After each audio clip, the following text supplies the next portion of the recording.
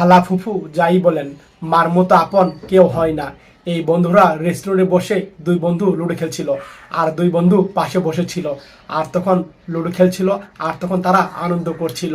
আর এক পর্যায়ে লুডুর চাউল দিল, আর তখন মা ফোন দিল, আর বললো মা ফোন দিয়েছে রিসিভ কর। বন্ধু বললো, আর কেটে দিল, আর বললো আরে দুরু পরে কথা বলবো যা, এভাবে কথা বললো। তারা অবাক হয়ে গেল, আর তখন আবার তারা খেলা শুরু করলো। আর খেলতে খেলতে মা তখন আবার ফোন দিল, আর তখন আবার কেটে দিল। ওর মা ফোন দিয়েছে, আবার কেটে দিল।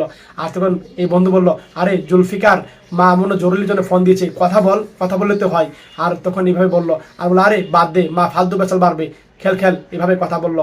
আর তখন বললো চাল দে। আর তখন সে মন খারাপ করে আবার খেলা শুরু করলো। আর কিছুক্ষণ পর তার ওয়াইফ ফোন দিল, তখন এই বন্ধুটা রাগ হয়ে কেটে দিল। আর তখন বললো এই খেল খেল। আর তখন এই বন্ধুটা বউয়ের ফোন কেটে দিয়েছে দেখা একটা থাপড় মারলো বন্ধুকে। আর সবাই অবাক হয়ে গেল। আর তখন বললো তোর এত বড় হিম্মত, তুই আমার বউ ফোন দিয়েছে, তুই কেটে দিলি। আর তখন এই বন্ধুটা তখন একটা থাপড় মারলো। আর তখন বন্ধুটাও মন খারাপ করলো, আর সবাই অবাক হইলো। আর তখন এই বন্ধুটা উঠে তাকালো, আর এই বন্ধুটা বলল, তুই বেটা এরকম মানুষ, মা কয়বার ফোন দিল রিসিভ করলি না, কেটে দিলি। আর বউ একবার ফোন দিল রিসিভ করার জন্য পাগল হয়ে গেলি, আমি কেটে দিলাম, আমাকে তুই থাবন মারলি।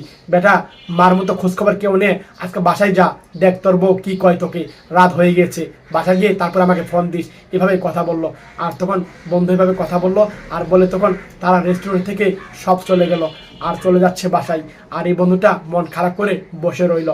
আর এক পর্যায়ে বন্ধুটা মন খারাপ করে তখন বাসার দিকে যাচ্ছিল, আর এদিকে বউ রাস্তায় দাঁড়িয়ে আছে, ঘড়ি টাইম দেখছে মোবাইলে। এক পর্যায়ে বউটা মন খারাপ করলো, বাইক নিয়ে সামনে আসলো। আর বউ বলল স্বামীকে দেখে, তোমার এত বড় সাহস, তুমি আমার ফোন কেটে দিয়েছো, আজ মনে রাখো আমি চলে যাচ্ছি, তুমি থাকো। এই কথা বলে বউ রাগ হয়ে তখন চলে গেল। আর বন্ধুর কথাই সঠিক হয়েছিল। আর তখন মা ফোন দিল ওই ভাইকে, আর তখন দেখতে পেল মার ফোন। আর তখন এই ভাইটা মার ফোন রিসিভ করলো। আর তখন ছেলেটা বলল, মা আমি ঠিক আছি। বাবা তুই খাওয়া দাওয়া করেছিস, তোর জন্য রান্না করে বসে আছি বাবা, তুই বাসায় আ, এভাবে কথা বললো। আর ছেলেটা মার কথা শুনে কান্না করে দিল। আর তখন বন্ধুর কল্পনা দেখলো, বন্ধু যা বলেছিল সত্য কথাই বলেছিল। আর বউ তাকে এইভাবে কথা বলে বউ রাগ হয়ে চলে গিয়েছিল। ছেলেটা কান্না করলো।